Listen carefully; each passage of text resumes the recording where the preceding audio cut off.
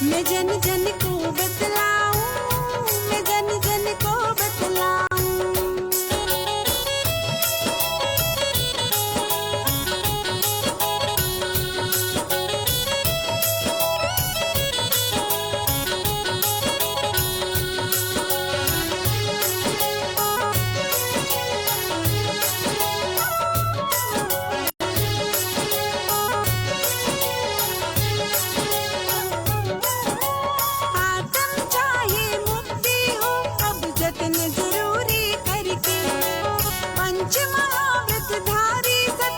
चरणन शीश धर के, हाँ पंच महाव्रत धारी सतगुरु चरणन शीश धर के। रत्न तरय का पाकर गहना, रत्न तरय का गहना पा जिनवाणी महिमा गाऊं। जिनवाणी क्या कहती है जन जन को बतलाऊं। मैं जन जन को बतलाऊं, मैं जन जन को बतलाऊं।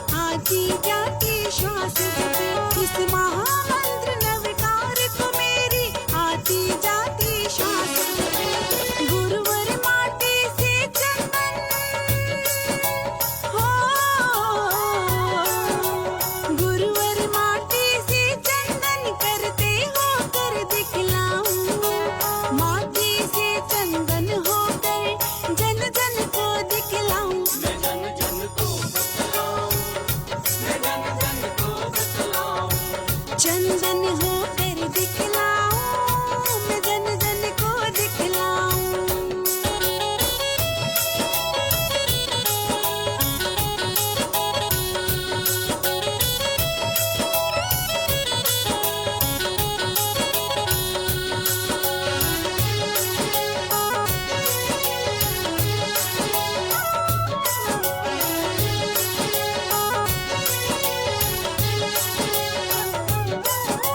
चरण धाम आचार्य वर के शुद्धि आचरण कर लूं।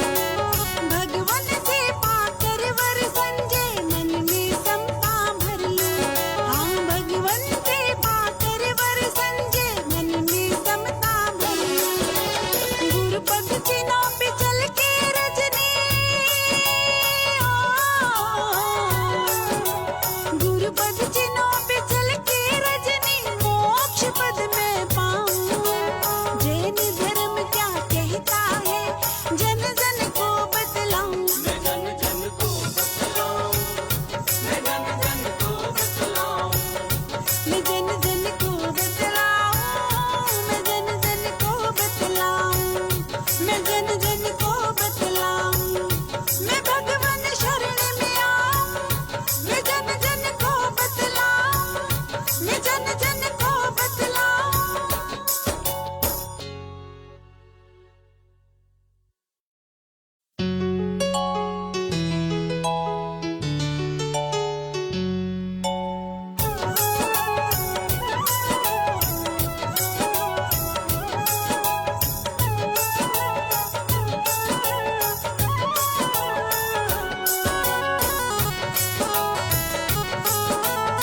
कैमरा इधर जाऊं, इधर टेढ़ा हो रहा है ऑलरेडी। वंदना करेंगे। तीखु तो आया हीणम पया हीणम करेमि वंदामि नमं सामि सकारेमि सम्मानेमि कल्याणं मंगलम देवयं चेयं पजुवासामि मथेन वंदामि तीखु तो आया हीणं पया हीणं करेमि वन्दामि नमंसामि सत्कारयामि सम्मानयामि कल्याणं मङ्गलं देवयं चेयं पजुवासामि मथेन वन्दा तिखुतो आयाहीणं पयाहीणं करेमि वन्दामि नमंसामि सत्कारयामि सम्मानयामि कल्याणं मङ्गलं देवयं चेयं पजुवासामि मथेन वन्दामि। नमो नमो अरिहन्ताणं नमो नमो सिद्धाणं नमो नमो आयर्याणं नमो नमो अजायाणं नमो लोय सवसाहुणं नमो लोय सवसाहु एसो पंचनमोकारो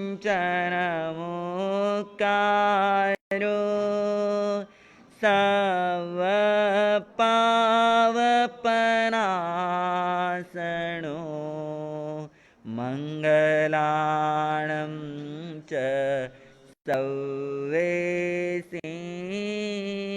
परमं हवै मङ्गलं मङ्गलानं च संवेसिं परमं हवै मङ्गलम्।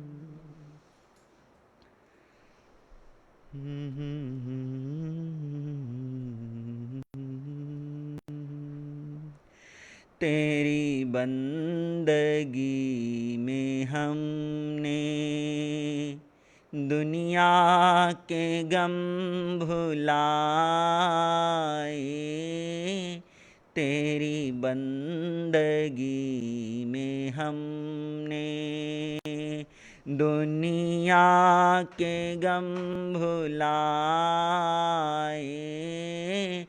जीने का क्या सलीका, जीने का क्या सलीका, तेरे दर से जान पाए, तेरी बंदगी में हमने बड़ी मुश्किलों भरी थी अपनी ये जिंदगानी,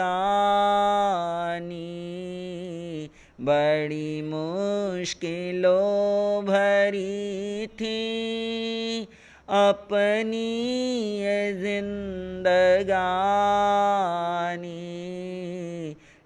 बर्बाद जा रही थी बिना नाम के जवानी, बर्बाद जा रही थी प्रभु भक्ति बिन जवानी, तुम्हें पा लिया है जब से, तुम्हें पा लिया है जब से, जीने के ढंग आए, तेरी बंदगी में हमने दुनिया के गम भुलाए, जीने का क्या सलीका, तेरे दर से जान पाए, तेरी बंदगी में हमने तेरी आरज़ू में बीते मेरी जिंदगी का हर पल तेरी आरज़ू में बीते, मेरी जिंदगी का हर पल तेरी जुस्तजू में बीते, मेरी जिंदगानी प्रभुवर तेरी जुस्तजू में गुजरे, मेरी जिंदगानी प्रभुवर मेरे प्राण ये प्रभु जी, मेरे प्राण ये प्रभु जी, तेरे दर पे छूट जाए, मेरे प्राण ये प्रभु जी, तेरे दर पे छूट जाए, जीने का क्या सलीका तेरे दर से जान पाए, तेरी बंदगी में हमने भक्त हूँ प्रभु मैं आपका, भक्ति का दान चाहूँ, भक्त हूँ मैं आपका, भक्ति का दान चाहूँ, हर घड़ी प्रभु जी आत्म का ध्यान चाहूँ, हर घड़ी प्रभु जी आत्म का ध्यान चाहूँ, मुझे हर घड़ी प्रभुवर, मुझे हर घड़ी प्रभुवर बस तेरी याद आए, जीने का क्या सलीका, जीने का क्या सलीका, तेरे दर से जान पाए, तेरी बंदगी में हमने, तेरी बंदगी में हमने दुनिया के गम भुलाए, जीने का क्या सलीका, तेरे दर से जान पाए, तेरी बंदगी में हमने, तेरी बंदगी में हमने, तेरी बंदगी में हमने। आइए सुने श्रद्धा और भक्ति के साथ श्रद्धेय मंत्री जी महाराज के मुखारविंद से जनवाणी मंगलवाणी। श्रद्धेय मंत्री जी महाराज।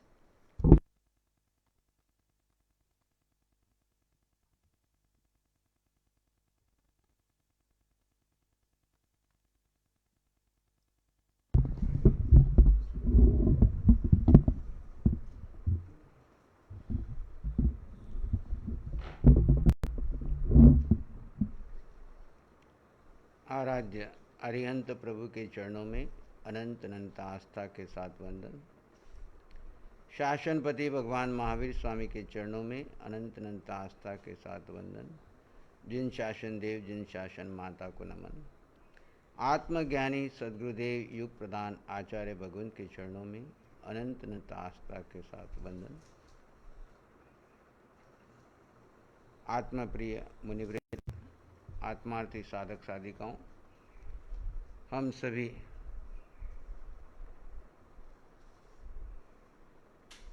धर्ममय जीवन के लक्षण के बारे में चर्चा कर रहे हैं। धर्ममय जीवन जिसका होता है उसके हमने 4 लक्षणों पे चर्चा की।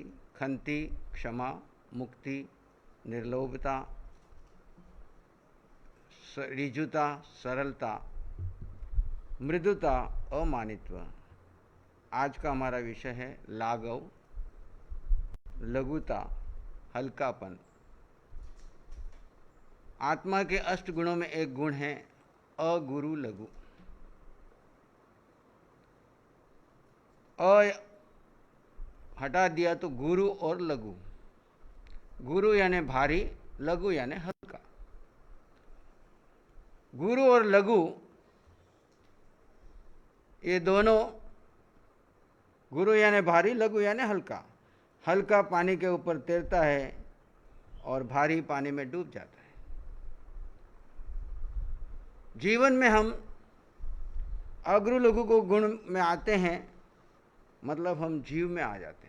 न हम जीव हल्का है, न जीव भारी है। फिर हल्का और भारी क्या है? जब जीव अज्ञान दशा में होता है, जड़ और जीव दोनों को एक मानता है, और उस समय जितने भी कर्म करता है, कार्बन शरीर के ऊपर वो सब कर्म के लेप लग जाते हैं, और जीव भारी बन करके नीचे नीचे दबता जाता है। 4 गति की यात्रा करते हुए जितना वह कर्म से भारी होता है, उतना ही वह अधोगति का मेहमान बनता है। जो कर्म से भारी होगा उसको अपने शरीर की आवश्यकताओं के लिए भी जूझना पड़ेगा।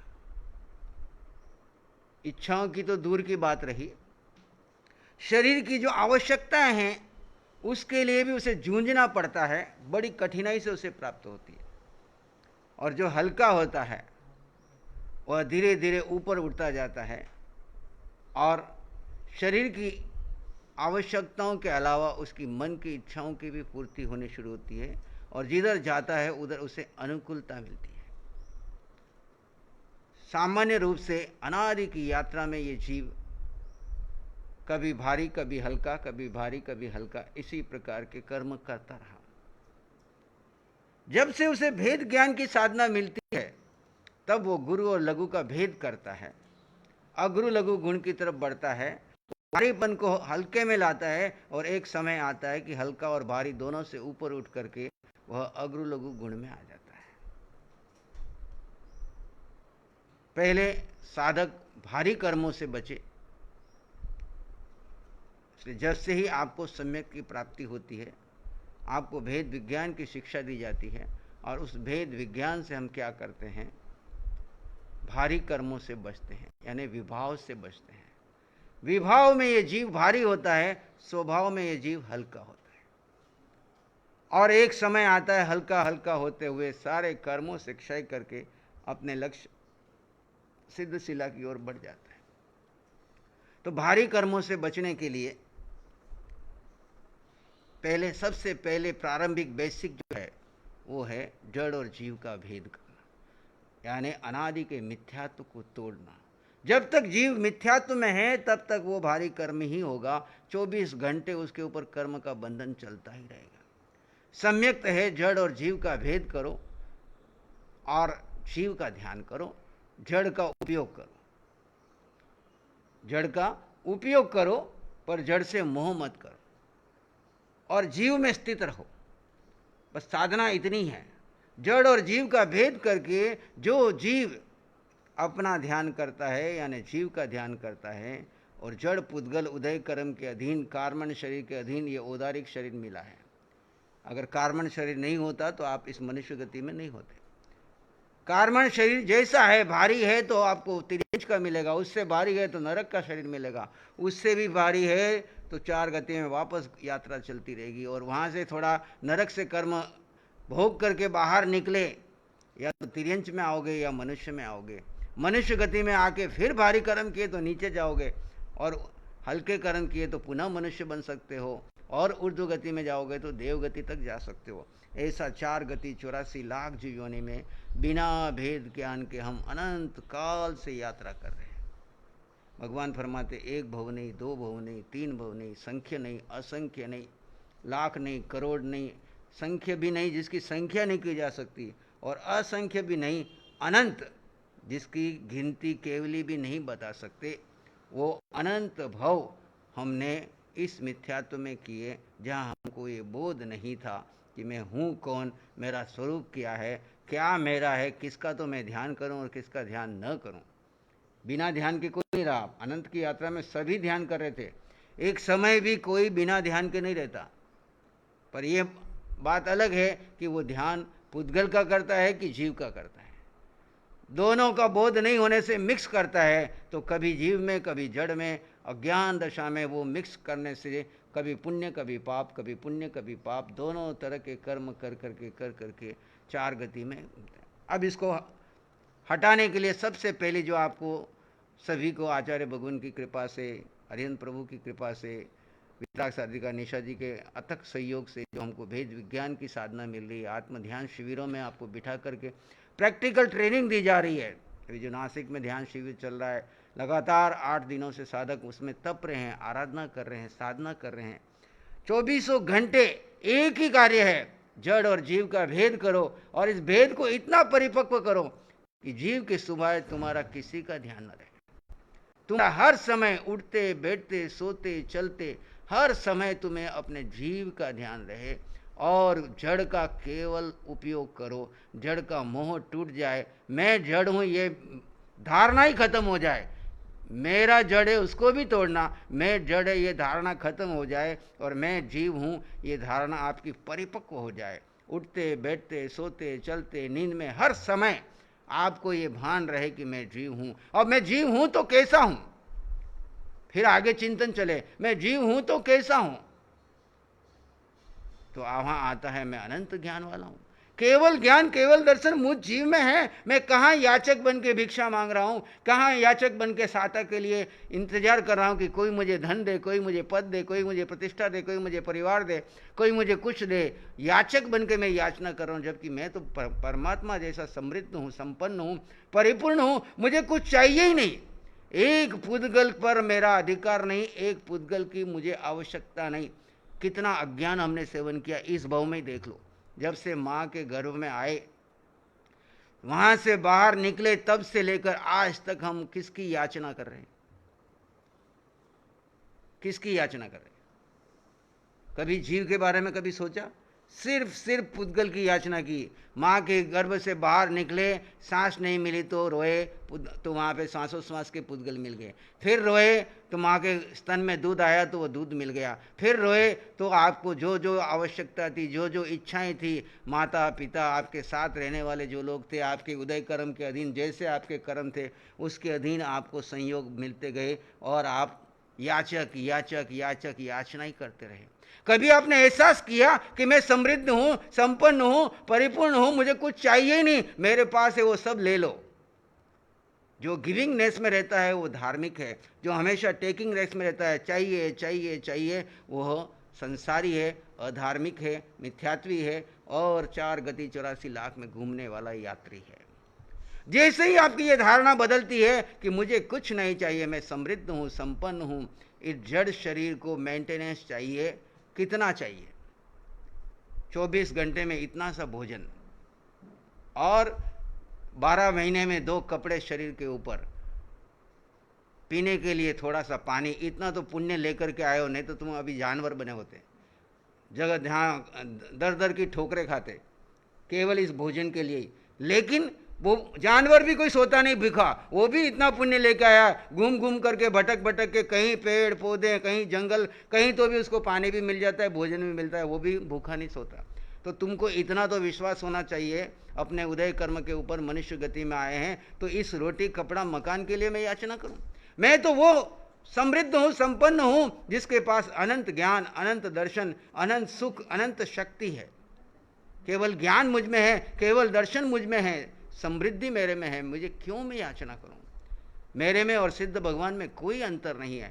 ये बोध कब होता है? जब आप भेद विज्ञान करते हो और जीव का साक्षात्कार करते हो। मैं जीव कैसा हूं, जीव के अंदर कितने गुण हैं।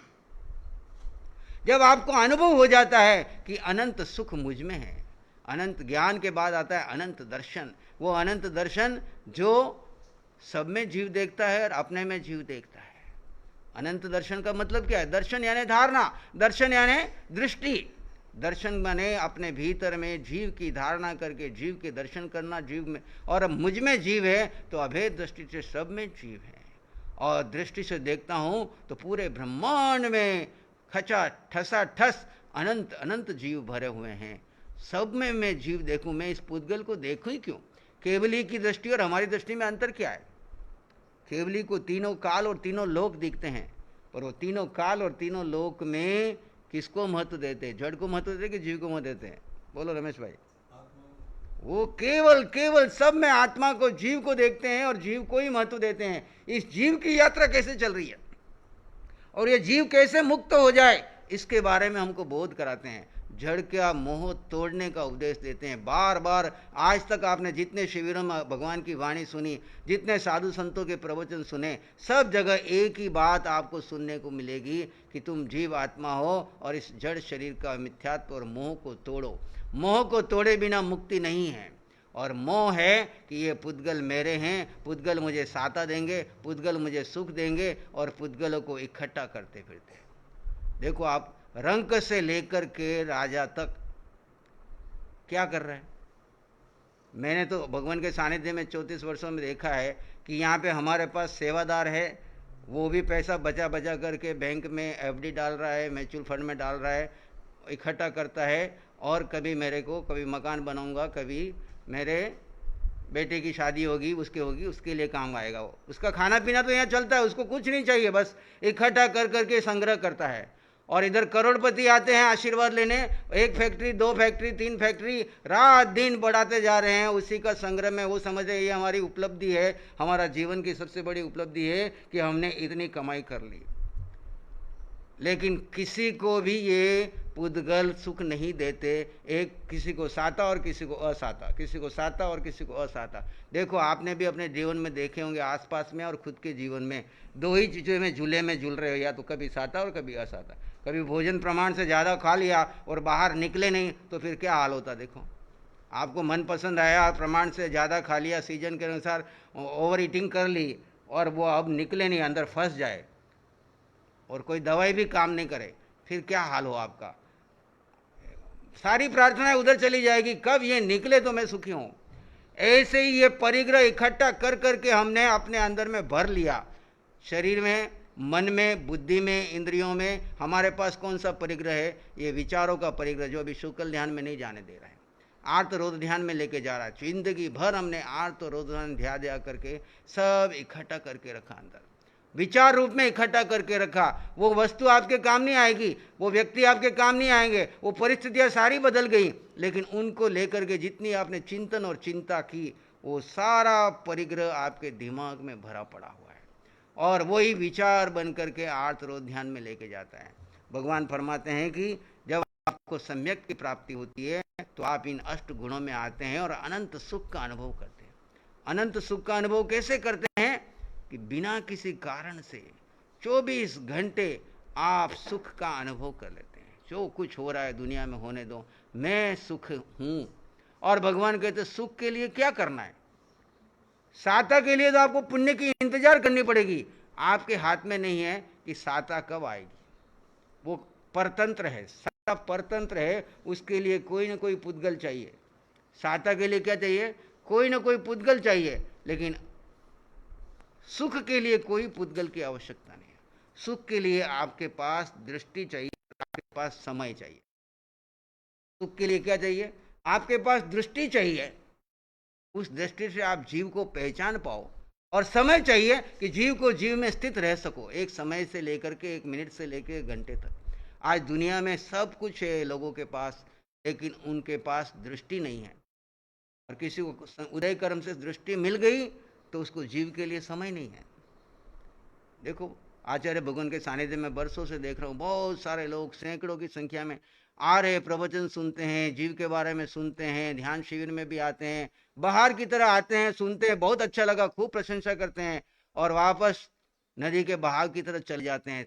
थोड़े इन्हें गिने लोग होते हैं जो जीव को महत्व दे करके जीव को समय दे पाते हैं। बाकी उसी बहाव में बह जा रहे हैं और समझ रहे हैं पुद्गल हमको सुख देंगे। बात तो बिल्कुल सही है, लेकिन हमारे संसार में फंसे उड़े हैं। संसार हमको छोड़ता नहीं। तुम अनंत जन्मों में नहीं छोड़ा तो इस जन्म में कैसे छोड़ेगा तुमको संसार? जिस दिन तुम्हें बोध होगा कि ये संसार मेरा नहीं है, मैं संसार का नहीं हूं, न समहम नोवि अहम पीति से, न मेरा एक पुद्गल है और न मेरा कोई व्यक्ति है, न कोई मेरा वस्तु है, न कोई मेरे स्थान है। जिस दिन तुम्हें अंतर से चोट लगेगी, बोध हो जाएगा, उस दिन संसार छूट जाएगा, छोड़ना नहीं पड़ेगा। आचार्य भगवान आज से बरसों पहले हमारे को मुंबई में लेकर आए, चातुर्मास किया। जैसे यहाँ हम चातुर्मास कर रहे वैसे वहां भी चातुर्मास किया, और चातुर्मास में सैकड़ों हजारों लोग दर्शन करने के लिए आते थे, क्योंकि युवाचार्य बनने के बाद पहला चातुर्मास मुंबई में था। रोज बसें की बसें आ रही है, संघ के संघ आ रहे हैं, जगह ही नहीं मिलती थी वहां पे। सब आए, प्रवचन सुने, सुन करके गए, और भगवान के निमित्त से हम लोग जागे, और हमें वहाँ पे भगवान के सानिध्य में वो साधना मिली कि उसके बाद हमको संसार छोड़ना नहीं पड़ा। संसार छूटता चला गया, छूटता चला गया। चाहे संसारी सब हमको खींच रहे थे, लेकिन हमारे भीतर में उस सुख का स्वाद भगवान ने हमको दे दिया कि सुख तुम्हारे अंदर में है, ये बाहर में कहीं सुख नहीं है। वहां पे भगवान के सानिध्य में उस समय के बड़े बड़े करोड़पति, बड़ी बड़ी फैक्ट्रियों के मालिक, और अपने क्या कहते हैं मुंबई के मेयर के बेटे, सब वहां लाइन में दर्शन करते थे, खड़े रहते थे। भगवान किसी को समय नहीं देते, टाइम नहीं है, चलो चलो। और जब हम आत्मा के लिए जाते थे तो भगवान हमारे को बिठाते थे, आराम से साधना कराते थे, समय देते थे। दर्शनार्थी को भगवान ज्यादा समय देते नहीं। आज भी मैंने देखा इनको, इनके सानिध्य में रहते हुए दर्शनार्थी आते हैं, प्रवचन सुनो, मंगल पाठ सुनो और विहार करो, इससे ज्यादा नहीं। जो कोई आत्मा की रुचि वाला आता है, कोई साधना की रुचि वाला आता है, तो उसको बुलाते हैं, शिविर में भेजते हैं, साधना करने के लिए प्रेरणा देते हैं, और फिर दूसरी बार आकर के अगर वो साधना के बारे में पूछता है तो उसको समय देते हैं। उनके पास समय नहीं होता तो मेरे जैसे को अपॉइंट कर दे, भाई इसको समझा दे क्या करना। तो साधना के लिए जो आत्मा की ओर मुड़ेगा उसके लिए भगवान के पास समय है, लेकिन संसारियों के लिए भगवान के पास समय नहीं रहता। देखा मेरे बड़े बड़े नेता आते हैं, ये आते हैं, भगवान उनको समय नहीं देते, कोई महत्व नहीं देते। मैंने इतने सालों से देखा, लोग कोई नेता आ जाए तो बहुत बड़ी बात समझते। भगवान ना तो किसी नेता को किसी फंक्शन में बुलवाते हैं, सहज में आ गया और इलेक्शन में आशीर्वाद लेने आ रहा है तो आओ मंगल पाठ सुनो और जाओ, उससे ज्यादा उनके दिमाग में उसको महत्व नहीं देते। और दूसरी तरफ हम देखते हैं तो बस इसी में अपने चातुर्मास की उपलब्धियां मान रहे हैं। भगवान चाहत कहते हैं कि बस जीव का बोध प्राप्त कर लो, जीव में रह जाओ, और जो सुख का अनुभव कर लेगा वो हल्का हो जाएगा। हल्का कैसे होगा? लाघवता के लिए बताया कि जो लाघव्यम अपिच्छा अमुच्छा अगेहि अपरिबद्धया समनानम निगंथानम पसतनम, भगवती सूत्र 1:9 में बताया है कि श्रमण निग्रंथों के लिए लघुता यानी आत्मा का हल्कापन प्रशस्त है। प्रशस्त यानी सही रास्ता है। वह अल्प इच्छा, पहली बात तो इच्छा होनी ही नहीं चाहिए, लेकिन अभी साधना शुरू की है तो अल्प इच्छा यानी आवश्यकता में भी कम से कम अल्पता में काम करता है। यानी जितने आपको, जैसे हमारे यहाँ उनोत्री तब बताया कि भूख अगर आपको 4 रोटी की है तो 3 पे हाथ रोक दो। आपको 3 चादर से काम चलता है तो 2 चादर पे आ जाओ। 2 चादर से काम चलता है तो 1 चादर पे आ जाओ। धीरे धीरे क्या करो, अपनी आवश्यकता को घटाते जाओ, इच्छाओं को खत्म करते जाओ, अल्प में आ जाओ। ऐसे हमने अपने जीवन में उन्नोदरी, हर क्षेत्र में उन्नोदरी करते जाओ। जो उन्नोदरी में रहेगा, अल्प इच्छा वाला रहेगा, परिग्रह नहीं रहेगा, वो हल्कापन में ऊपर ऊपर उठता जाएगा। और जो सब इकट्ठा करेगा, जो आए आने दो, सब हजम है। दिमाग में विचार भी जो आए भरता रहता है, कभी राजनीति के आ रहे, कभी इधर के आ रहे, कभी समाज के आ रहे, कभी देश के आ रहे, कभी किसी के आ रहे, सब भरता जाता है। किसी का प्रवचन, किसी का कुछ खोपड़ी में भरता ही जाता है। रात को बहुत सारा सुनने वालों को आपने देखा, बहुत पढ़ने लिखने वालों को देखा, रात की नींद गायब हो जाती है, समाधि नहीं लगती। ध्यान में जाते तो विचार घूमते हैं, जो आता है सब भरते ही जा रहा है। फिर आते हैं ऐसे लोग, महाराज क्या करें, रात को नींद नहीं आती, डिप्रेशन चल रहा है, टेंशन हो रहा है। जब उनकी जीवनी देखते हैं तो सब भर रहे हैं रातों रात। आप देखना कभी जहां आपका टीवी चलता है वहां पर सारे दिन जिस अलग अलग तरह के टीवी पे प्रोग्राम आपके चल रहे, और वहां आंख बंद करके थोड़ी देर ध्यान करना, आप देखोगे वो सब विचारों का कचरा जो उस हॉल में घूम रहा है वो आपके ऊपर अटैक करेगा और आप ध्यान में नहीं प्रवेश कर पाओगे। और उसकी जगह ऐसी जगह पे जाकर बैठो जहाँ पे कोई दूसरी चर्चा नहीं करता है, सब बैठ करके माला पाठ जाप ध्यान सामायिक करते हैं, तो आप वहाँ देखोगे बैठते ही आपका मन करेगा कि बस यहाँ बैठा रहूँ, अपनी आत्मा में लीन हो जाऊँ। आप देखो कई बार मंदिरों में अपन जाते हैं, मंदिर के मेन परिसर में वहाँ पे कोई भी व्यक्ति दूसरी चर्चा करने की उसको आज्ञा नहीं, या तो वो भक्ति करेगा या माला करेगा या ध्यान करेगा या दर्शन करेगा, अन्यथा बाहर आ जाता है। तो वे वहाँ बैठ करके आप ध्यान करते हैं, सामायिक करते हैं या माला जपते हैं या थोड़ी देर के लिए शांत होकर बैठते हैं, तो वहाँ के वाइब्रेशंस आपको ऐसे लगेंगे जैसे मैं अंतर्मुखी हो जाऊँ, भगवान के आभा मंडल में आ गया हूँ। और भगवान की मूर्ति, भगवान कुछ नहीं कर रहे हैं, लेकिन मूर्ति देख करके आपके मन में आता है कि वे ठाणेनम मोणेनम झाणेनम में बैठे हैं और मैं क्या कर रहा हूँ, कहाँ घूम रहा हूँ, क्या याचना कर रहा हूँ, इनसे याचना करूँ, ये वितरागी सिद्ध बुद्ध मुक्त हो गए, मुझे कुछ चाहिए नहीं, बस मैं इनके जैसा बन जाऊं, बस ये भाव आपके वहां पर आ गए तो समझ लो आपका ध्यान लगने शुरू हो जाएगा। तो वातावरण का, आभा मंडल का बहुत अल्प इच्छा वाले को क्या कुछ चाहिए नहीं, जिसको कछु न चाहिए सो शहनशाह, हमारे यहाँ कहावत है, जिसको कुछ चाहिए नहीं वो शहनशाह है। चाहे घर में रहो, साधुपने में रहो, समाज में रहो, देश में रहो, दुनिया में रहो। आज मोदी क्यों देश दुनिया में प्रसिद्ध हो गया, उसको कुछ चाहिए नहीं, सन्यासी है, खुद के लिए कुछ नहीं चाहिए, घर का कोई अकाउंट बैंक नहीं, कुछ नहीं, जो है सब पार्टी के लिए काम कर रहा हूं और पार्टी देश के लिए काम कर रही है। और देश दुनिया में भारत का एक ऐसा वातावरण बने कि जिसमें भारत की वो स्वर्णिम युग दुनिया को मालूम पड़े कि भारत के पास कितना ज्ञान है। भारत का ज्ञान दुनिया का हर बंदा जो अज्ञान में भटक रहा है, डिप्रेशन सुसाइड करके मर रहा है, परिग्रह इकट्ठा करने के बाद भी सब लोग दुखी है, परेशान है। अमेरिका जैसे देश जो दुनिया को दिशा दे रहे थे, रूस जैसे लोग दुनिया और आपस में टकरा करके विनाश के रास्ते पे जा रहे थे, उन सबको भारत क्या कर रहा है, शांति का पैगाम दे रहा है, दिशा दे रहा है कि इससे तुम्हारा कहीं अंत होने वाला, इससे तो मानव जाति का अंत हो जाएगा, लेकिन तुम्हारे हाथ में कुछ भी।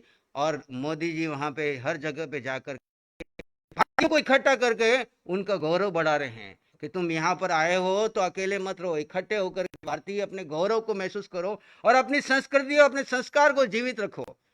जहां वो क्या करते हैं, संत यही कहते हैं अपनी संस्कृति को पहचानो, अपने को पहचानो। अभी 5 महीने पूरे देश भर में, दुनिया में जहां पर भी साधु संत हैं, चाहे वो किसी भी समुदाय के हैं, सनातनी के हैं, जैन के हैं, दिगंबर है, स्थानकवासी है, श्वेतंबर है, सब क्या संस्कार दे रहे हैं, तुम हल्के हो जाओ, परिग्रह में सुख नहीं है, बाहर में सुख नहीं है, आत्मा में सुख है, आत्मा की ओर अभिमुख हो जाओ।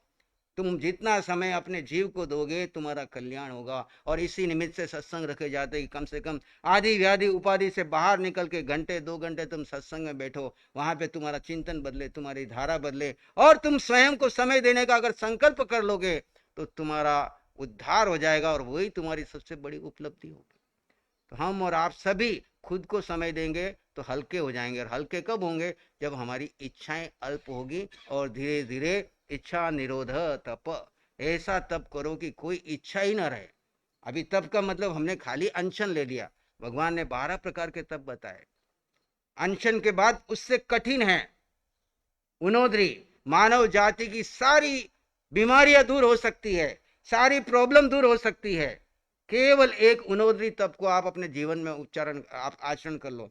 चाहे आप बूढ़े हो, 80 साल के, 90 साल के हो, तब भी उनोद्री करो। चाहे आप 20 साल के हो, तब भी उनोद्री करो। हर समय, हर जगह पे, हर वृत्ति में उनोद्री करो। उनोद्री का मतलब खाली भोजन में ही नहीं, भोजन में उनोद्री करोगे तो निरोगी रहोगे हमेशा के लिए। कम से कम 25%, 15%, 20% उनोद्री तो निश्चित करो। अपने भूख से 20% कम खाओ, जितना ही भूख और कहता है खाना है वहां पे हाथ रोक दो, इच्छा कहती है ये चाहिए वहां पे रोक दो, नहीं आवश्यक न है या नहीं है, देखो आवश्यकता से 15%, 20% में कम खाऊंगा और आवश्यकता से 15% कम वस्तुएं रखूंगा। चाहे वो वस्त्र है, पात्र है, साधन है, घर में संसाधन है, कुछ भी है, वो 15 से 20% घटाता जाऊंगा, धीरे धीरे और कम करता जाऊंगा। जब आपके पास परिग्रह कुछ नहीं रहेगा, बहुत अल्प रहेंगे, तो आप हमेशा सुखी रहेंगे। क्योंकि चिंता किसकी रहती है, दो को चिंता होती है, कम है तो चिंता, ज्यादा है तो चिंता। ज्यादा वाला भी दुखी, कम वाला भी दुखी। तो आगे बता रहे हैं कि मध्यम रूप में आ जाओ, उनोद्री में आ जाओ, रस परित्याग में आ जाओ, आप हल्के हो जाओगे। अमूर्छा भाव में आ जाओ, यानी आपके भीतर में मूर्छा नहीं हो, आसक्ति नहीं हो, बेहोशी नहीं हो। भगवान पधार गए हैं, बाकी चर्चा यथा समय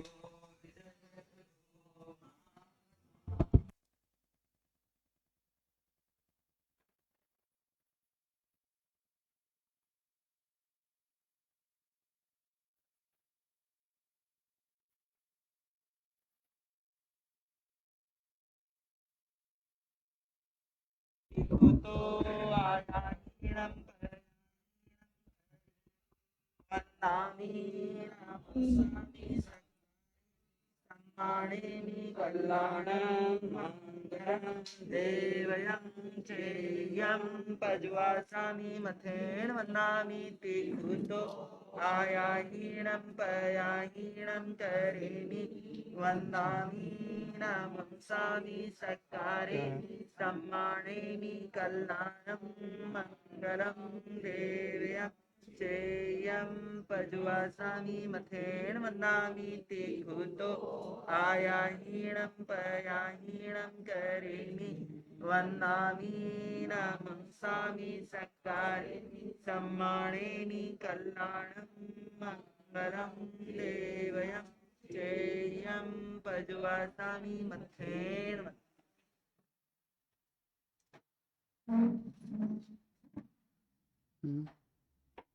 हो गया।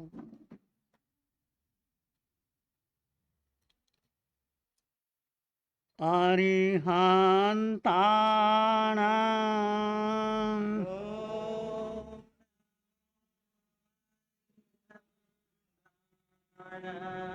अरिहन्ताणां ॐ नमो घबराओ न जीवन सुख दुख का मेला है घबराओ न दुख से जीवन में जीवन सुख दुख का मेला है शरणा ले लो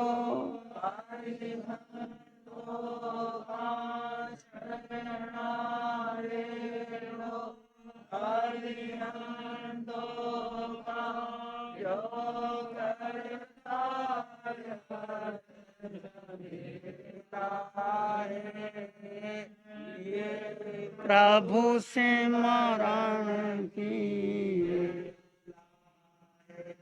अरिहंताण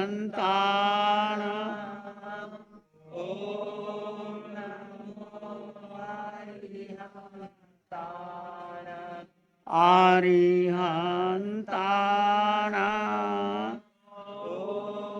नमो अरिहंत नमो नमो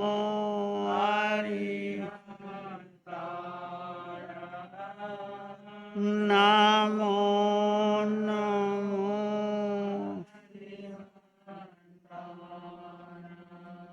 अरिहंत परमात्मा महाविद्य क्षेत्र में विराजमान जिनकी अनंत अनंत कृपा हम सब पर बरस रही है, उस प्रभु के श्री चरणों में अनंत अनंत आस्था के साथ नमन वंदन प्रार्थना कृतज्ञता के भाव। शासनपति भगवान महावीर कर्म शासन धर्म संग धर्म तीर्थ में हम सब धर्म का अमृत पान करें।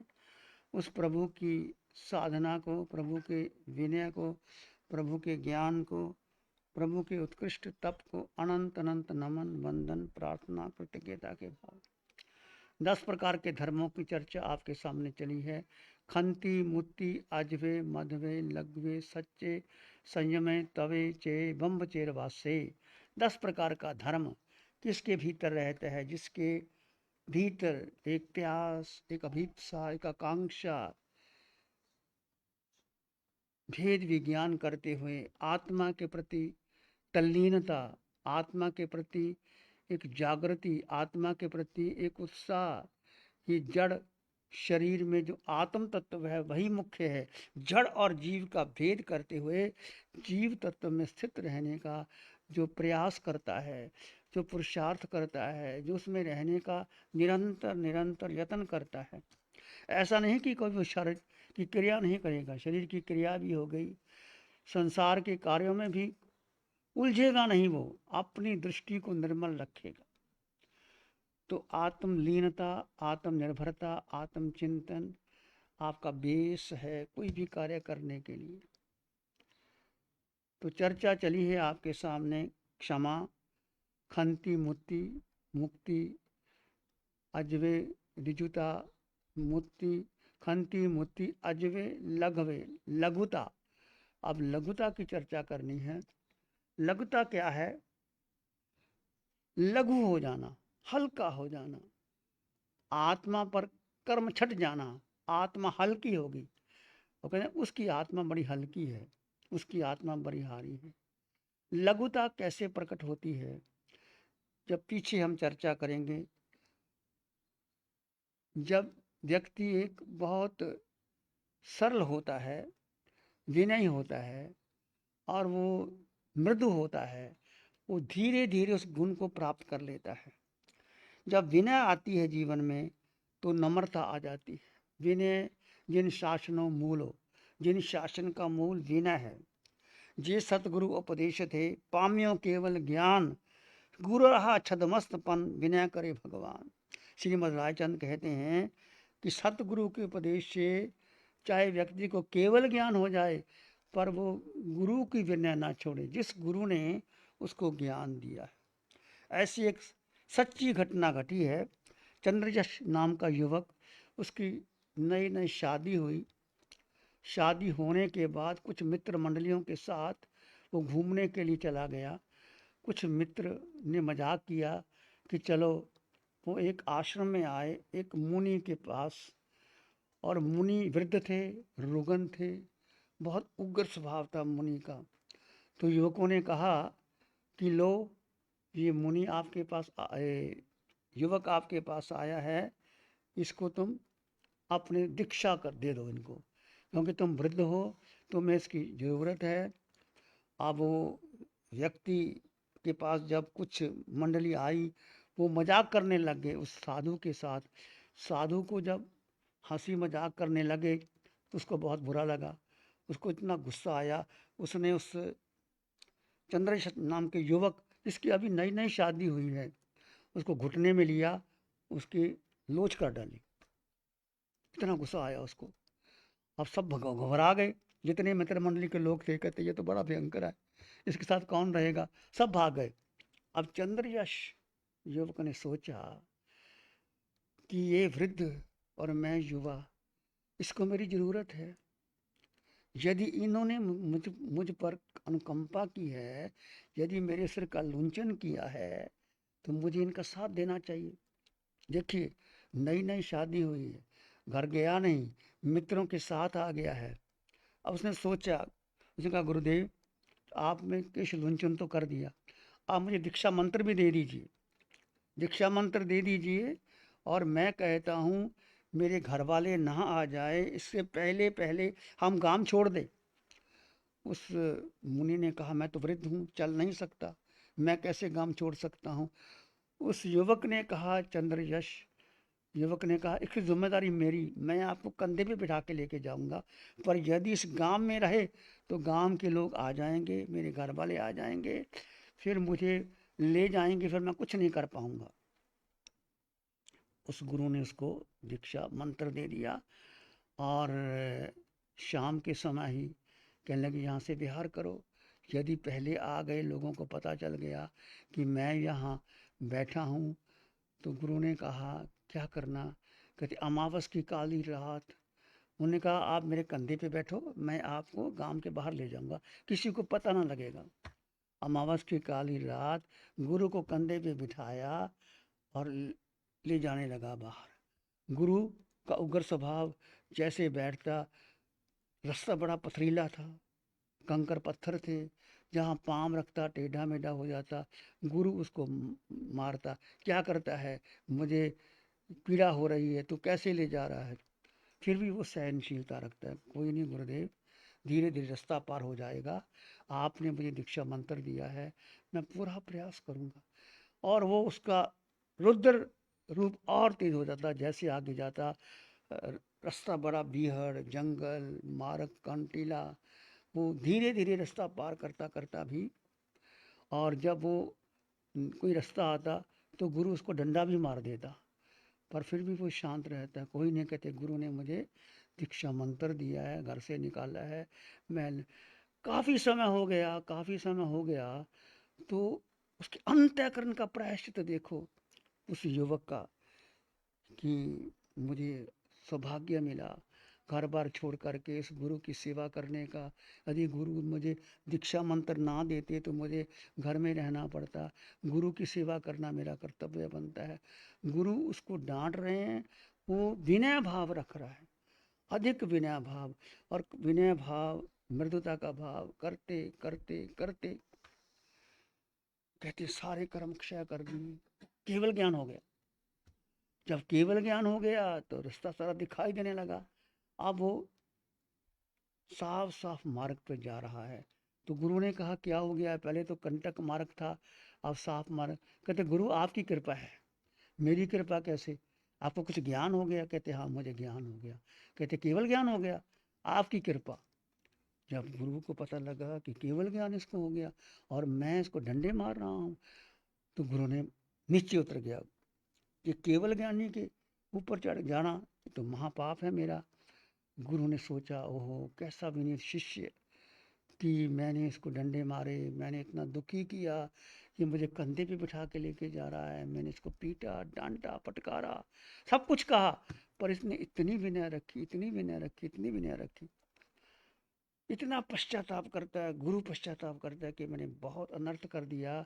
ये केवल ज्ञानी की मैंने अशासना कर दी। मेरा अधिकार क्या था इसको करने की? मुझे तो अपने कंधों पे उठा के ले जा रहा था, मेरी कितनी सेवा कर रहा था। मैंने फिर अपने पश्चाताप करता है, मैंने जानबूझकर इसकी किसी लुंचन भी कर दिया। मित्र मंडली भाग गई, पर फिर भी जरा उसने कुछ नहीं कहा, मेरी सेवा करता रहा करता रहा करता रहा। अब गुरु प्रायश्चित करता है, खूब प्रायश्चित करता है, खूब प्रायश्चित करता है, अंतर मन से प्रायश्चित करता है। तो कहते हैं कि गुरु को भी केवल ज्ञान हो गया। ये है शिष्य और गुरु की, कैसे एक शिष्य ने गुरु को अपने विनय से, मृदुता से, कोमलता से जीता। और गुरु कितना रुद्र स्वभाव, उसका नाम था रुद्रदत्त मुनि और गुरु चंद्र यश, शिष्य चंद्र यश। तो ये घटना घटती है कई बार जीवन में, परिस्थितियां आती हैं। यदि आपके भीतर कर्म का भार ज्यादा है तो विनय से आप जीत सकते हो। विनय से किसी को आप बना, विनय शासने मूलो मानेन अहम आ गई, मान से अहम गति चली जाती है। इसलिए कहा गया है, कबीर ने कहा गहरी लाली देख के फूल गुमान भये, तुम सरीखे बाग में लग लग सूख गए। कबीर एक बगीचे में गए, उन्हें फूलों को देखा कि फूल लाल लाल फूल, उनको अहंकार आ गया फूलों को। तो कबीर कहने लगा तुम्हारे जैसे सरीखे तो सब सूख गए, तुम भी सूख जाओगे, तुम गुमान मत करो। तो कबीर सोना गुहा कहते हैं, जाते हो बगीचे में गहरी लाली देख के फूल गुमान भये, तुम सरीखे इस जगत में लग लग सूख गए। हजारों सूख जाते हैं, इसका कोई मतलब नहीं होता। तो आज हम चर्चा करते हैं लघुता। लघुता कब आती है? जब जीवन में विनय होती है, नम्रता होती है, सरलता होती है, ऋजुता होती है, पवित्रता होती है। लघुता लाघव्यंग अपिच्छा अमुच्छा अगेही अपरिबद्धया समनानंग निगंथानंग प्रसथन शर्मन निरंथक। जो मुनि है उनके लिए आत्मा का हल्कापन प्रशस्त है। आत्मा का हल्कापन होना ही चाहिए। वे अपनी इच्छा से अमूर्छा अपरिग्रह स्वीकार करते हैं। उनके भीतर कोई असक्ति भाव नहीं होता, उसके पास कोई अगृहता, किसी बात को पकड़ के नहीं रखते। वो अप्रतिबद्ध बिहारी होते हैं, कहीं जगह उसको अटकाव नहीं होता। ऐसे शर्मनगत जहाँ जाते हैं वो चले जाते हैं। तो कैसे गुरु पद और लघुता को प्राप्त करें? यह जीव कर्मों का भारीपन कैसे प्राप्त करता है और हल्कापन कैसे प्राप्त करता है? 18 प्रकार के पाप से जीव क्या होता है? भारी हो जाता है, आत्मा उसकी भारी हो जाती है। 18 प्रकार के पाप कौन से जानते हैं आप? प्राणातिपात, मृष्यापात, अतदान, मैथुन, परिग्रह, क्रोध, मान, माया, लोभ, राग, द्वेष, कलह, व्याख्यान, प्रसन्न, परिपरिवाद, रति, रति, माया, मोसा, मिथ्या दर्शन, छल। 18 प्रकार के पाप 8 कर्म के वृत्तियों को बंद करता है और कर्म बंधन करके उसकी आत्मा भारी हो जाती है। 18 प्रकार को पापों को छोड़ देता है तो वो उसकी आत्मा हल्की हो जाती है। 18 प्रकार का पाप कैसे हम बंद करते हैं। हिंसा करना, एक तो जैसे कुछ आवश्यक के लिए हिंसा करनी पड़ती है, परंतु जानबूझकर किसी प्राणी की जानबूझकर हिंसा नहीं करना। श्रावक के 12 व्रतों में भी आता है कि श्राविका को आवश्यक क्रिया के लिए, जैसे रसोई में भोजन बनाना होता है, का पानी भी गर्म करना, सब कुछ करना है, परंतु जो आवश्यक है उतना करे, जानबूझकर प्राणियों का अतिपात ना करे, प्राणातिपात पहला। दूसरा अदत्तादान, झूठ, मिर्ष्याबाद, झूठ नहीं बोलना। किसी बात के लिए, छोटी छोटी बातों के लिए, मैं तो कहा ही नहीं, मुझे तो पता ही नहीं था, मैं तो ऐसा किया ही नहीं। एक तो झूठ और एक माया का दोष लगता है। और बहुत बड़ा इंसान एक छोटी सी बात को छिपाने के लिए झूठ बोल देता है तो उसको माया का दोष लगता है और बहुत भारी पाप लगता है। झूठ, मिर्ष्याबाद, चोरी और मैथुन और परिग्रह, ममत्व भाव, धन का आना बड़ी बात नहीं, पर धन के प्रति आसक्त होना कि ये धन मुझे इतना चाहिए, इतना। आपने मम्मन सेठ, इसको इतना धन था कि उसने एक बैलों की चूड़ी बनाई, उसमें हीरे जवाहरात सींग सब बना, थोड़ा सा कमी रह गई तो वो नदी के किनारे जाता है, लकड़ियाँ इकट्ठी करता है, बेच करके वो उसको बनना चाहता है। तो पता लगा राजा को कि ऐसा कौन व्यक्ति है कि आपको, मुझे कहते हैं मेरा एक बैल का सींग के वो रह गया बनाना, इतनी आसक्ति थी मम्मन सेठ को, मर करके नरक में जाता है। तो धन के प्रति आसक्ति नहीं होना चाहिए। आगे है क्रोध, मान, माया और लोभ। चार बात पर क्रोध करना, मान करना, माया और लोभ करना, ये व्यक्ति की आत्मा को भारी कर देता है। क्रोध, मान, माया, लोभ, राग और द्वेष, दो मूल कारण है। रागो या 220 या कम्मंग च मोह भवंग व्यंती, कम्मंग च जाई मरण समूलंग, दुखंग च जाई मरणंग व्यंती। कर्म का बीज राग और द्वेष। रागो या 220 या कम्मंग च मोह, कर्म से मोह पैदा होता है और मोह दुख का मूल है। बुद्ध ने भी यही बात की है, नत्थी राग समो अग्नि, नत्थी दोष समो गहो, नत्थी मोह समा जालम, नत्थी तना समा नदी। राग के समान कोई अग्नि नहीं। जिस व्यक्ति से आपको राग हो जाता है वो जलाती है। एक अग्नि बाहर की होती है, एक भीतर की अग्नि वो जलाती रहती है। वो कैसे मिलूं, कैसे उसके साथ संबंध बनाऊं, क्या करूं। तो राग भाव किसकी, व्यक्ति, वस्तु, स्थान के प्रति राग भाव में, एक व्यक्ति नहीं, वस्तु के प्रति, स्थान के प्रति, अपने विचारों के प्रति, अपनी भावनाओं के प्रति अधिक राग भाव नहीं रखना कि मैंने जो कहा वही ठीक है, दूसरा कह नहीं। खुला छोड़ दो, भाई मेरा विचार ऐसा है, तुम ऐसा करो तो तुम्हारी मर्जी। जैसे भगवान की वाणी आती है, भगवान स्पष्ट उपदेश देते हैं, लास्ट में कहते हैं जैसे आपकी आत्मा को सुख, आहा सु हम देवानुपिया। भगवान कभी आदेश नहीं देते, निर्देश नहीं देते, केवल आत्मा का उपदेश ही देते। तो हमें भी राग भाव अधिक नहीं करना चाहिए। व्यक्ति, वस्तु और स्थान से राग नहीं करना चाहिए। नत्थी राग समो अग्नि, नत्थी मोह समंग ज्वाला। मोह के समान कोई जाल नहीं। ये संसार जो फंसा पड़ा है, हम 4 गति 84 लाख जीवा योनि में भ्रमण कर रहे हैं, किसके कारण कर रहे हैं? मोह, मोह के कारण कर रहे हैं ना। ये जाल ही है। मोह किसके प्रति? परिवार के प्रति, बेटे के प्रति, पत्नी के प्रति, धन के प्रति, वस्तुओं के प्रति, बंगला, कोठी, मकान, जायदाद, हीरे जवाहरात, ये सारा मोह जो है, ये मोह हमें संसार से उठने नहीं देता। नत्थी राग समो अग्नि, नत्थी मोह समंग, नत्थी तना समा नदी। तृष्णा के समान कोई अग्नि नहीं। नत्थी राग सम, तृष्णा के समान नदी नहीं है, मोह के समान जाल नहीं, ना दोष समा गहो, द्वेष के समान कोई ग्रह नहीं। इसके बाद द्वेष हो जाता है ना, जैसे भूत चमक जाता है को, वो भूत छोड़ता नहीं, ऐसे द्वेष हो जाता है तो जन्मों जन्मों तक वो व्यक्ति उसकी बात को छोड़ता नहीं, वो आगे बढ़ता रहता है। नत्थी राग समा अग्नि, नत्थी दोष समा गहो, नत्थी मोह समा जालम, तृष्णा के समान हो जाए, ऐसा हो जाए, ऐसा हो जाए। तो ये क्या है? राग द्वेष कलह, झगड़ा करना, छोटी छोटी दूसरे के ऊपर दोषारोपण कर देना, उसने ऐसा किया मैं तो किया नहीं, चुगली कर लेना, चुगली कभी नहीं करना। आसक्ति का भाव, असंयम में रति, संयम में अरति, अनादर, कपटपूर्ण, मिथ्या कथन कहना और मिथ्या दर्शन, शल्य, मिथ्यात्व और दर्शन, दृष्टि और शल्य, ये 18वां पाप कर्म प्रकृतियों के द्वारा बंधता है जीव और उसकी आत्मा भारी हो जाती है और जन्म जन्म जन्म जन्म से वो रुल जाता है। इस जगत में जो भी प्राणी है अपने अपने संचित कर्मों से ही दुखी होते हैं, भ्रमण करते हैं, कर्मों के अनुसार ही भिन्न भिन्न योनियों में जन्म लेते हैं और फल भोगे बिना व्यक्ति को छुटकारा नहीं मिलता।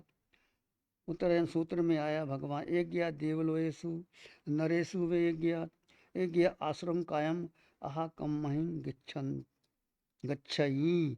जीव अपने शुभ अशुभ कर्मों के अनुसार कभी देवलोक में जाते हैं, कभी नरकों में जाते हैं, कभी असुर काया में जन्म लेते हैं, कभी पशु जाने में जाते हैं, कभी मनुष्य बनते। जीव जैसा कर्म करता है वैसे ही जाता है, नरक में जाता है। नरक में 4 कारण, मनुष्य बनने के 4 और देव के 4 और पशु योनि के 4 कारण। नरक में जो जाते हैं महाप्रग्रह, जो असक्त भाव रखते हैं, धन के पीछे, जो पंचेंद्रियों का वध करते हैं, मांस मछली खाते हैं, महारंभ महाप्रग्रह कुण्य आहारे पंचेंद्रिय वध, जो आहार गलत करते हैं, पंचेंद्रियों का वध करते हैं, मांस मदिरा खाते हैं और धन के प्रति बहुत असक्त रहते हैं, वो 4 कारणों से व्यक्ति नरक में जाता है और 4 कारणों से व्यक्ति मनुष्य बनता है। प्रकृति भद्रिय, प्रकृति विनय, सानुकसाय, आमश्चर्य, प्रकृति की भद्रता, सरलता, किशाई रहत भाव और मात्सर्य रहत भाव से मनुष्य बनता है और 4 कारण से देव बनता है। संयम से संयम से जो सराग संयम, संयमा संयम, अकाम निर्जरा से एक संयम है परंतु राग भाव है। जैसे श्रावक की गति, साधु की गति आम तौर पर देवलोक की है, संयम है परंतु संयम के साथ राग भाव रहा हुआ है, राग भाव से वो देवलोक में जाता है 4 कारण से। और 4 कारण से पशु योनि जाता है, माया करने से, माया में माया करने से और छल कपट करने से 4 कूट, झूठा, कम तोल माप। जैसे लोग तोलते हैं तकड़ी के अंदर, कम तोल कब माप कर दिया। कपड़े की दुकान पर लोग कपड़ा देते हैं, खींच के कपड़ा दिया, मतलब कम तोल कम माफ करने से, कपट करने से पशु योनि बनती है। 4 कारण से देवलोक, 4 कारण से मनुष्य, 4 कारण से पशु और 4 कारण से नरक में जाना पड़ता है। हमें कहाँ जाना है? आपने कहाँ जाना है बोलो? कहाँ जाना है बोलो? पंचम गति मोक्ष जाना है। मोक्ष के लिए क्या करना होगा? वहां से आत्मा में स्थिर होना, सुमित गुरु जी कह रहे हैं मोह को छोड़ना, मोह को छोड़ना। और मोक्ष के लिए क्या करना होगा? आप बैठे हैं जो विद्यार्थी जो साधना कर रहे हैं, मोक्ष के लिए क्या उपाय कर रहे हैं आप?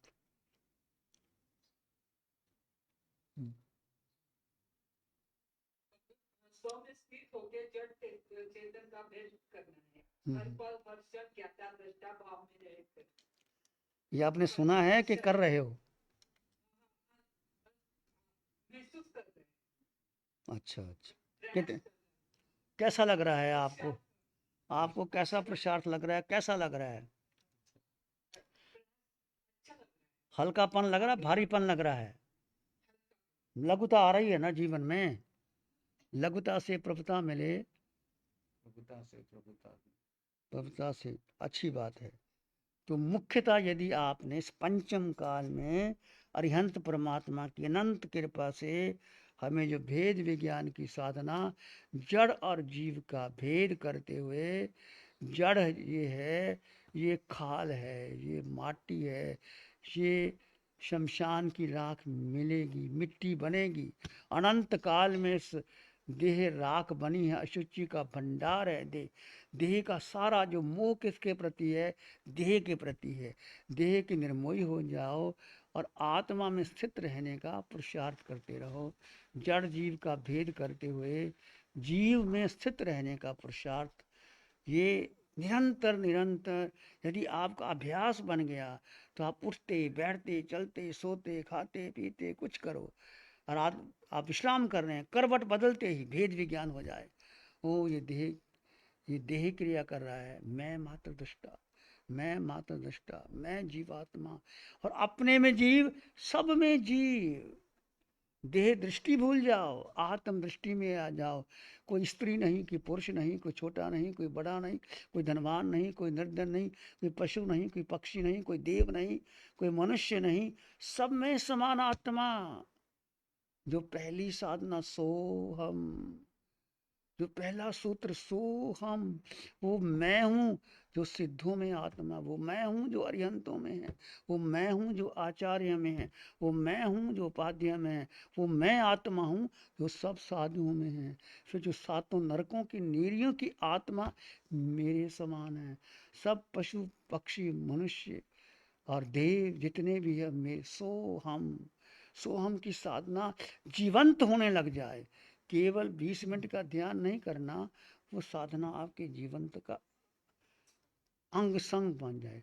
और तपस्या करने से, यदि आप तप करते हैं, अर्थात शरीर का तप करने से लाघव गुण प्राप्त होता है, और लाघव शरीर का भारीपन नष्ट हो जाता है, जिससे आवश्यक आदि क्रिया आसान हो जाती है। स्वाध्याय और ध्यान क्लेश के बिना किए जाते हैं। यदि आप लघुता को प्राप्त करते हैं तो लघुता, हल्कापन, आप देखिए जैसे ही आप ध्यान करते हैं या भेद विज्ञान करते हैं या कुछ भी करते हैं, आप जीव में स्थित रहते हैं, तो आवश्यक लगता है कि मुझे हल्कापन आ रहा है, मेरे भीतर एक जागृति बढ़ रही है। अपने आप को हल्कापन महसूस करोगे, अपने आप आगे बढ़ते चले जाओगे। तो लघुता के ऊपर भगवान ने कहा, साधु को कहा कि वस्त्र पात्र कंबल रजोहरण जो भी आपके पास है, उसके प्रति केवल संयम की रक्षा के लिए धारण किए जाते हैं। वस्त्र पात्र कंबल जो भी आपसे लेते हैं, आवश्यकता न होने पर भी उसको भी छोड़ देते हैं। भगवान महावीर के पास इंद्र ने एक देवदुष्य वस्त्र दिया था। एक ऐसी प्रथा होती है कि जब दीक्षा लेते हैं तीर्थंकर भगवान, तो इंद्र उनको एक वस्त्र देते हैं। भगवान के कंधे पे रखा रहा, काफ़ी देर तक रखा रहा है। गरीब ब्राह्मण आए बेनती करने के लिए, प्रभु आपने इतना दान दिया 2 वर्ष तक, मुझे कुछ नहीं मिला, मुझे दे दो। तो भगवान को करुणा आई, आधा दे दिया और आधे की प्रतीक्षा करता रहा। फिर भगवान प्यार करते करते करते वो झाटी में अटका। वो ब्राह्मण पीछे पीछे था, वो ले करके जोड़ करके उसको 1 लाख स्वर्ण मुद्राएं मिली। तो भगवान तो किसी बात पर भी वो भारीपन या आसक्ति का भाव ही नहीं रखते। ऐसे आपके जीवन में भाव आना चाहिए। आज लघुता की चर्चा की है, फिर आगे सत्य की चर्चा करेंगे। आंखें बंद कर लीजिए, ध्यान करेंगे। मन वचन काया शांत, शरीर शांत, विचार शांत, सृष्टि शांत, हर दिशा हर किनारा शांत।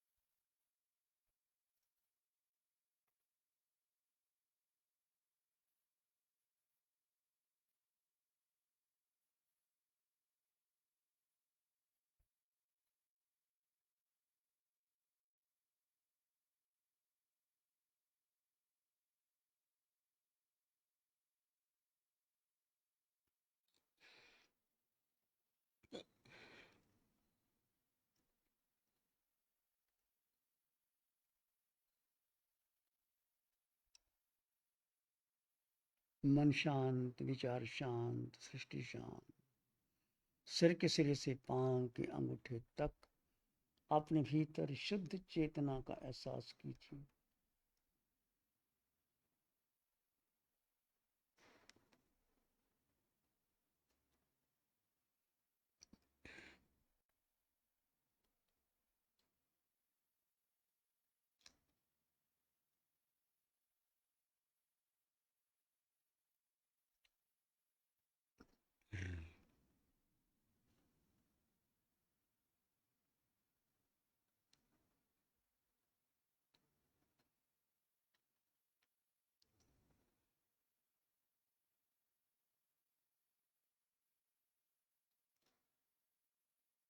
मन शांत, विचार शांत, सृष्टि शांत। सिर के सिरे से पांव के अंगूठे तक अपने भीतर शुद्ध चेतना का एहसास कीजिए। तुम मात्र दृष्टा हो।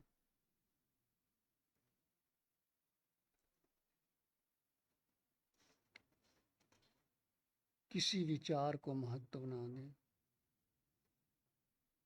दो तत्व, जड़ और जीव, दो जुदा जुदा हैं। दोनों को जुदा जुदा जाने और मानो।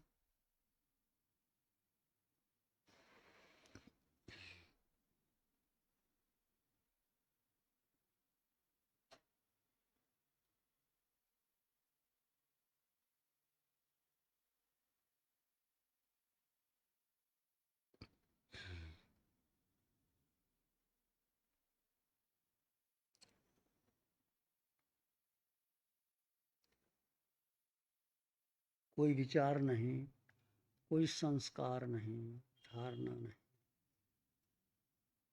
मौन और शांत हो जाए।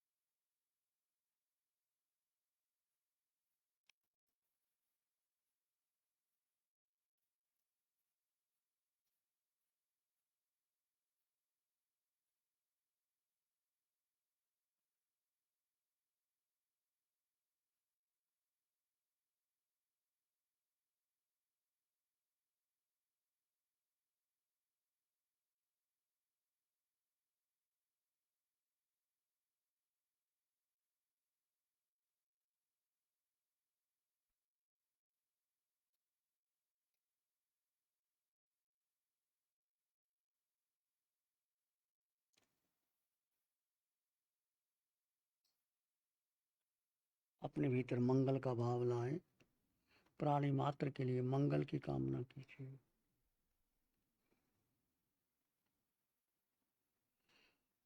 नमन करें हम धर्म को, धर्म बड़ा बलवान, धर्म सदा रक्षा करे, धर्म करे कल्याण, धर्म सदा रक्षा करे, धर्म करे कल्याण। सबका भला हो, सबका मंगल हो, सबका शुभ हो। इसी में एक लंबा गहरा सांस लें, अरिहंत परमात्मा के चरणों में अनंत कृतज्ञता ज्ञापित करें। एक और लंबा गहरा सांस, अरिहंत परमात्मा के चरणों में नमन और वंदन। दोनों हाथों को आंखों पे ले जाएं, हल्का सा स्पर्श, धीरे से आंखें खोल सकते हैं। नमो अरिहंतानंग, नमो सिद्धानंग, नमो आयर्यानंग, नमो अवझायनंग, नमो लोय सब साहुनंग, धम्म मंगल मुखिठम अहिंसा संयम तवो, देवादित्यं नमं शांति जस धम्मे श्यामन, श्री चतारी मंगलम, अरहंता मंगलम, सिद्धा मंगलम, साहु मंगलम, केवली पानतो धम्मो मंगलम। चत्तारी लोग उत्तमा, अरहंता लोग उत्तमा, सिद्धा लोग उत्तमा, साहु लोग उत्तमा, केवली पानतो धम्मो लोग उत्तमा। चत्तारी शरणं पवज्जामि, अरहंते शरणं पवज्जामि, सिद्धे शरणं पवज्जामि, साहु शरणं पवज्जामि, केवली पाणत्तं धम्मं शरणं पवज्जामि। चार शरण